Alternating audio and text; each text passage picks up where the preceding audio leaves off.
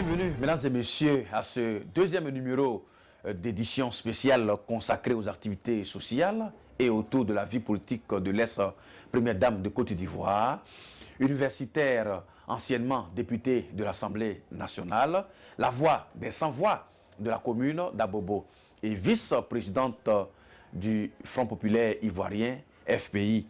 Il s'agit bien entendu de Mme Simone Eyvé Gbagbo. Cette grande dame de valeur, exceptionnelle et non irrationnelle, prend le contre-pied du dogmatisme, laisse toujours une empreinte chaleureuse et indélébile partout où elle passe. Malgré toutes les souffrances anorexiques endurées et les frustrations, Mme Simone Eyvé Gbagbo a réussi à surmonter tout ça et oublier pour aller de l'avant comme un martyr vivant. Aujourd'hui, avec le sourire, partout dans le pays, elle prêche le pardon, la réconciliation et la paix au nom du président Laurent Gbagbo, président du Front populaire ivoirien. Notre part que Dieu attend de nous, c'est d'accepter de laisser tous nos chagrins, nos pleurs, nos frustrations, nos soucis, nos colères,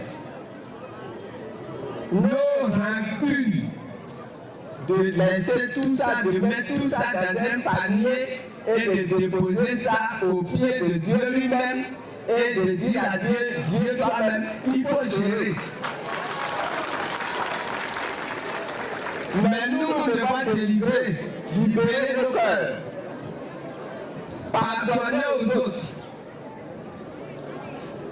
Que les bourreaux, ici de Bédiala, acceptent de pardonner aux Boulango, aux Malinké, aux Burkinabé, aux Baoulé, aux Sénoufo. Dans la région du Haut-Sassandra, la première dame, Mme Simone Eyvé Gbagbo, deuxième vice-présidente du Front populaire ivoirien, lors de sa tournée de remobilisation des militantes et militants, a rassuré la population sur le retour espéré, triomphal en Côte d'Ivoire et sans entorsion du président Laurent Gbagbo, président du Front populaire ivoirien. Un extrait de son message qui démontre parfaitement que le courant passe très bien de façon rocambolesque entre elle et son mari, contrairement aux incultes et irrationnels qui tentent d'intoxiquer et parfois même de mal interpréter son discours de rassembleur. Je suis venu pour vous annoncer qu'on a eu une grande victoire dans le pays des Francs là-bas. Le mensonge qui avait démarré sa course avec poussière, avec force, avec violence, le mensonge a été rattrapé et dépassé par la vérité. Donc Gbagbo, il est en train de se préparer. Il va arriver ici dans notre pays. On a des jeunes chanteurs qui disent Choco Choco Abena. Hein? Donc moi je vous dis la même chose. Choco Choco, Obake, Obake, Obewuruke, Obake, Choco Choco, Abena Bonifo, Abena Naya.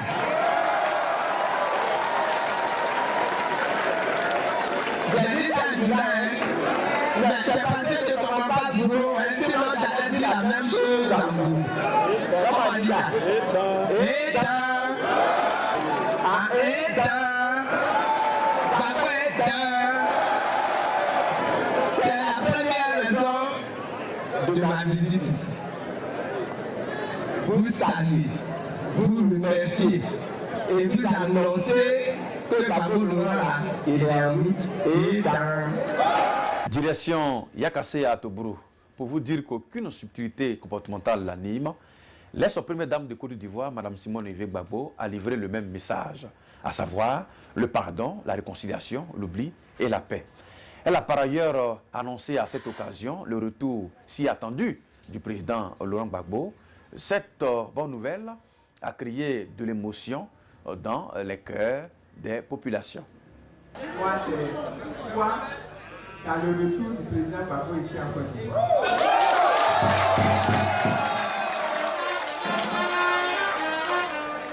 Je suis persuadé qu'il va rentrer, qu'il va récupérer sa place.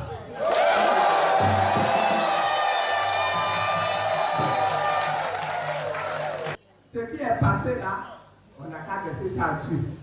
Et puis on n'a qu'à avancer. Parce que ce qui est devant, si nous savons pardonner, tendre la main, accepter la main de celui qui hier nous a fait du mal, si nous savons faire ça, ce que Dieu va déverser sur notre pays là, nous-mêmes nous ne pouvons pas l'imaginer. Donc allons de l'avant. Et en attendant que le président Gbagbo nous revienne, tenons-nous prêts.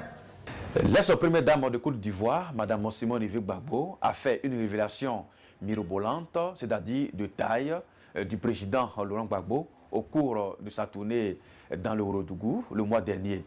Précisément à Séguéla, sur le cas des musulmans qui éprouvaient des difficultés pour effectuer leur pèlerinage à la Mecque. En 90, avec le multipartisme, on a sillonné le pays. Le président Laurent Gbagbo a sillonné toute la Côte d'Ivoire. Il est venu ici au nord. Il est venu à Séguéla. Il est allé à Mankono. Il est allé à Touba. Il est allé à Odjele. Il est allé à Kani. Il est allé à Bundiadi. Il est allé à Ferke. Il est allé à vraiment tout le nord. Il est passé là. Et quand il a fini sa tournée dans le nord, une des choses qu'il a retenues dans les demandes des populations, la population a dit, ici au nord, nous sommes musulmans. Et dans l'islam, là, il est important qu'un musulman se rende un jour dans sa vie à la Mecque. Mais en Côte d'Ivoire ici, là, pour aller à la Mecque, nous sommes obligés d'aller faire nos visas à Dakar. Président Gbagbo, il faut nous aider à régler ça. Ça, c'était au début du multipartisme. Et le président Gbagbo, quand il est reparti, après la tournée dans tout le Nord, il est allé saluer le président Houphouët, qui à cette époque-là était encore au pouvoir. Il lui a dit, monsieur le président, vous êtes un grand-père, vous êtes au pouvoir, c'est vous l'autorité.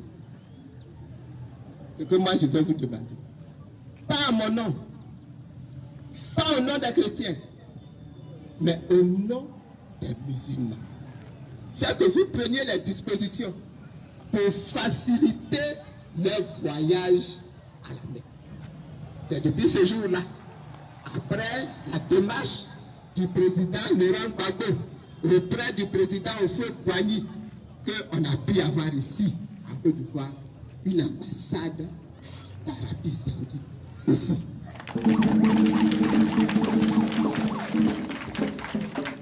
Les gens qui disent que Gbagbo n'aime pas les musulmans là, c'est des grands menteurs, hein? C'est des gens qui ne connaissent pas l'histoire, hein?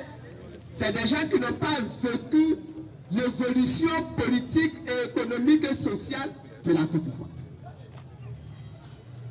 Dès que Gbagbo est arrivé au pouvoir, non seulement il a confirmé l'ambassade, mais il a créé même un consulat à Djeddah pour aider les musulmans qui arrivent là-bas pour le pèlerinage à la Mecque, d'être bien pris en main, d'être bien arrangé, d'être bien encadré.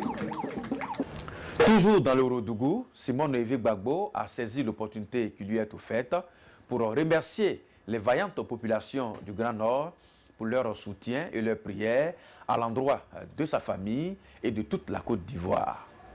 Quand je suis sorti de prison en août 2018, j'ai reçu chez moi, sans que je n'ai rien demandé, des délégations venues de toute la Côte d'Ivoire. Toutes toute la Côte d'Ivoire, toutes les régions de Côte d'Ivoire. J'ai reçu une délégation qui est partie de Séguéla pour aller me saluer, me souhaiter la bienvenue là-bas chez moi à Abidjan.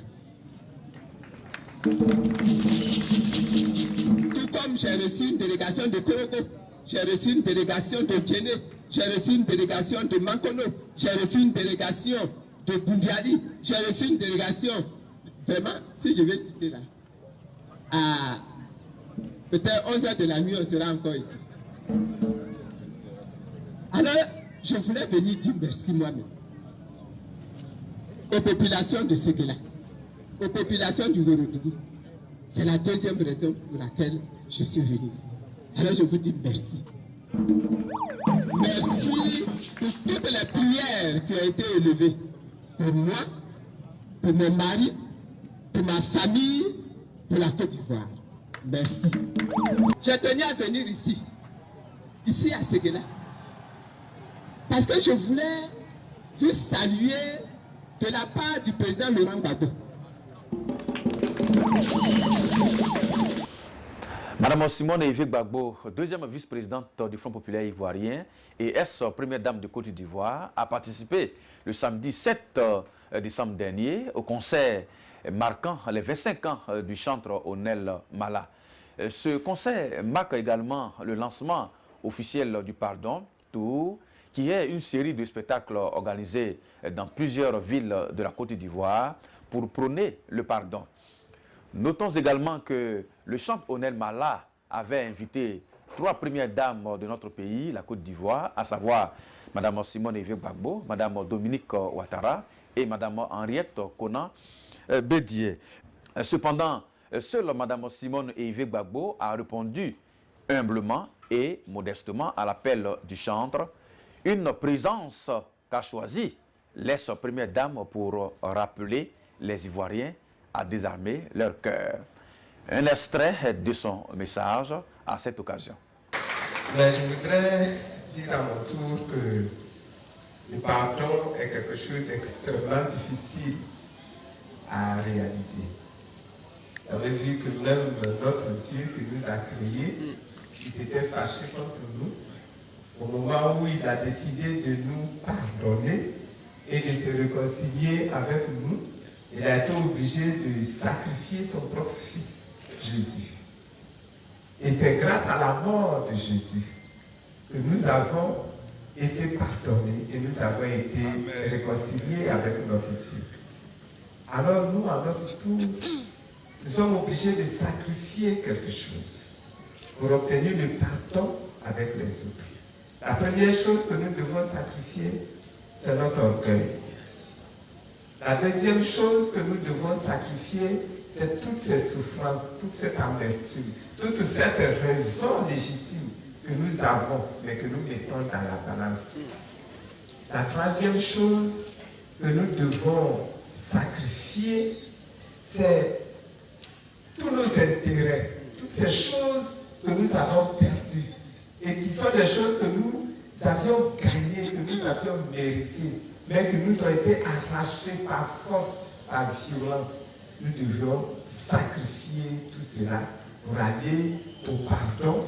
La véritable première dame, Mme Simone Yves Gbagbo, deuxième vice-présidente du Front populaire ivoirien, était la marraine de la fête de génération Noé dans le village de Bétimounon, plus connu sous le nom de Vitreux 1, situé dans la sous-préfecture de Grand Bassam. Un extrait de son discours, Mme Simone Yves Gbagbo. C'est vraiment avec beaucoup de joie que je me retrouve au milieu de vous aujourd'hui, avec beaucoup de bonheur. Je voudrais vous dire merci pour tout l'honneur que vous me faites, que vous m'avez fait à me désigner à la place de mon mari, parce que je suis sûr que c'est M. Gbagbo Laurent que vous aurez souhaité voir encore aujourd'hui.